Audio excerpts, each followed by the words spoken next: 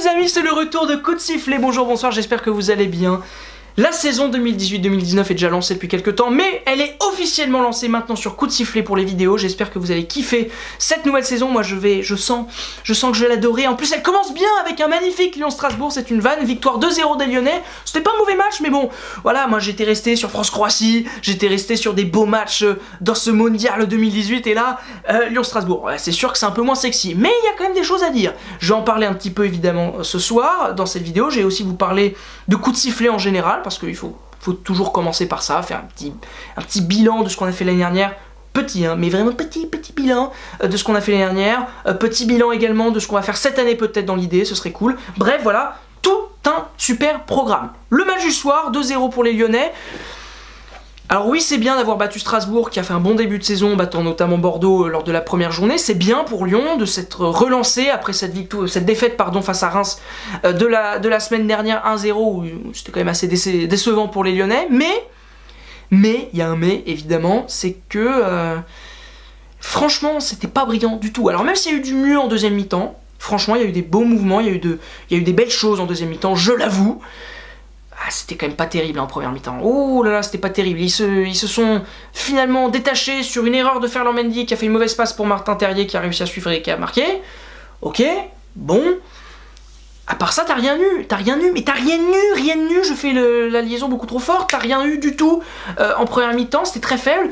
On le connaît, le souci des Lyonnais face aux équipes au bloc bas, ils y arrivent pas parce que leurs joueurs déjà sont pas très intelligents tactiquement, à part Fekir, Aouar et peut-être même Martin Terrier qui ont une intelligence tactique. Le reste n'en a pas, ce sont des joueurs brillants balle au pied, Bertrand Traoré, Memphis, sont des joueurs qui ont beaucoup de qualité technique, mais qui pensent pas des masses quand ils ont le ballon et qui visualisent pas très bien le jeu et qui ont des vrais soucis, et du coup ça fait que le jeu était méga stéréotypé, quoi. Ils allaient tout le temps tout droit, passaient rarement par les côtés et tu t'ennuyais. D'ailleurs j'aime bien faire les signes comme ça, c'est un truc qui me plaît bien, mais voilà, donc c'était assez ennuyant finalement cette première mi-temps. C'est Strasbourg, équipe qui était censée défendre bas pour mieux contrer, qui faisait le plus de jeu.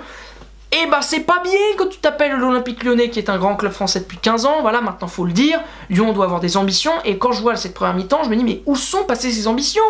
Bruno, qu'est-ce que tu fais de tes joueurs ? Parce que oui, Bruno Genesio, c'est quand même pas non plus la crème, il progresse, il fait des efforts, c'est bien, il devient de plus en plus intelligent tactiquement, c'est même pas sûr que ce soit vrai ce que je dis, mais voilà, on sent qu'il fait des efforts, mais quand tu vois que à Paris, t'as Thomas Tuchel, 8 classes au-dessus, que à Monaco, t'as Léonard de Jardim, 7 classes au-dessus, que à Marseille, t'as Rudy Garcia, 2-3 classes au-dessus, parce que bon, c'est pas génial Rudy Garcia, mais il a quand même des qualités, il l'a prouvé à Lille, à la Roma, c'est quand même pas n'importe quoi, et que même Bordeaux, qui est un club qui est honnêtement catastrophique depuis quelques temps, bon, même s'ils vont aller en Coupe d'Europe, et ça c'est bien, continuez les mecs, c'est super ce que vous avez fait contre la Gantoise, mais c'est quand même pas génial, va peut-être avoir Thierry Henry. Alors oui, Thierry Henry n'a rien prouvé en tant qu'entraîneur, mais il a une aura. C'est-à-dire que Genesio n'est pas un super entraîneur, et puis il a même pas l'aura de Thierry Henry, donc ça va être compliqué, et il faut que Aulas, c'est aussi le souci, il va falloir qu'il commence à réfléchir à peut-être un autre entraîneur qui ait plus d'avis sur le mercato de son équipe, sur des possibilités tactiques à faire. Parce que oui, Genesio, je faisais une comparaison récente qui me semble intéressante. Vous savez, à Hollywood, il y a plusieurs types de réalisateurs, et il y a notamment les yes men. Ce sont les réalisateurs parfaits pour les grosses boîtes de prod comme Disney, parce qu'ils font tout ce que veulent les réalisateurs. Mais tous les réalisateurs, les producteurs, ils se plient à tous les désirs des producteurs.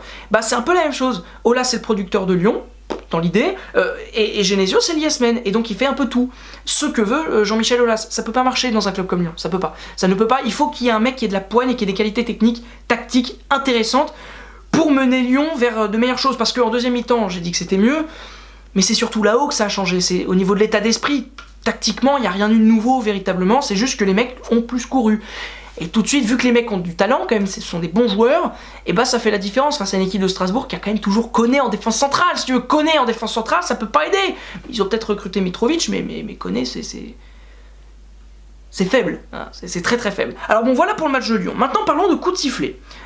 Déjà, avant de parler de Coup de Sifflet, finalement, j'ai envie de vous parler de mon style, parce que je vous sens là, avec les yeux écarquillés comme ça, en vous disant, mais attends, il a un polo jaune.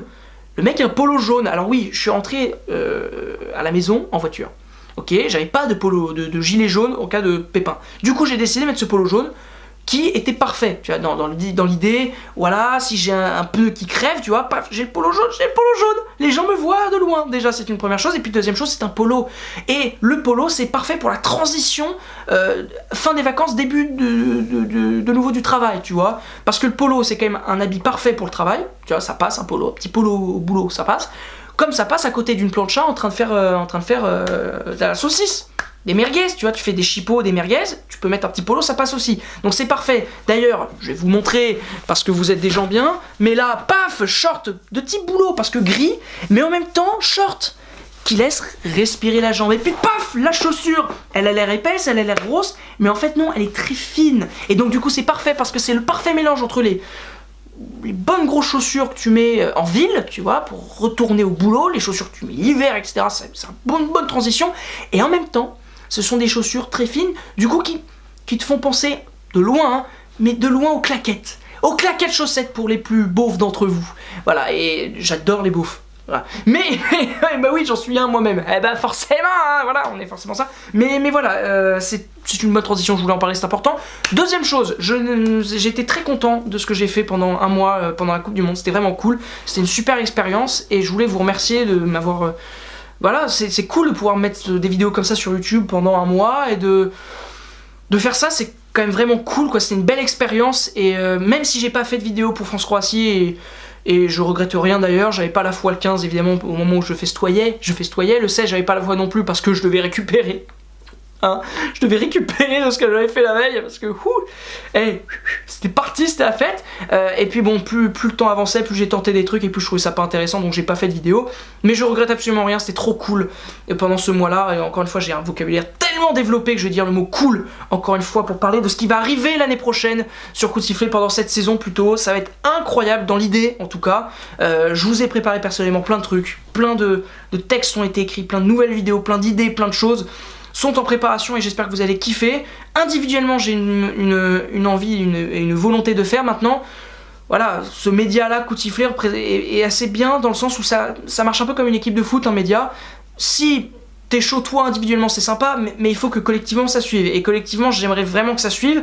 On a pas mal de projets, notamment les vidéos pronos qui ont été lancées. Ça y est, alors pour l'instant, ça ne consiste que en quelques petits articles sur le site internet. Vous pouvez aller les voir d'ailleurs. D'ailleurs, la 3e journée est lancée. Je n'ai pas fait un super prono, mais bon, ça va se rattraper pendant le week-end. Mais voilà, collectivement, il faut qu'on se motive, il faut qu'on fasse un vrai truc. Et je pense vraiment qu'on va le faire et ça va être génial. Pendant cette saison 2018-2019 où il va se passer plein de choses à l'image de ce mercato qui... Voilà, a été qualifié de moyen par certains. Moi je l'ai trouvé quand même dingue, tu vois, Ronaldo qui part du Real pour aller à la Juve, c'est quand même costaud. Voilà, donc ça va être quand même vraiment incroyable. J'espère que vous allez apprécier cette saison comme moi. J'ai envie de l'apprécier, de la croquer à pleines dents. Merci beaucoup d'être là.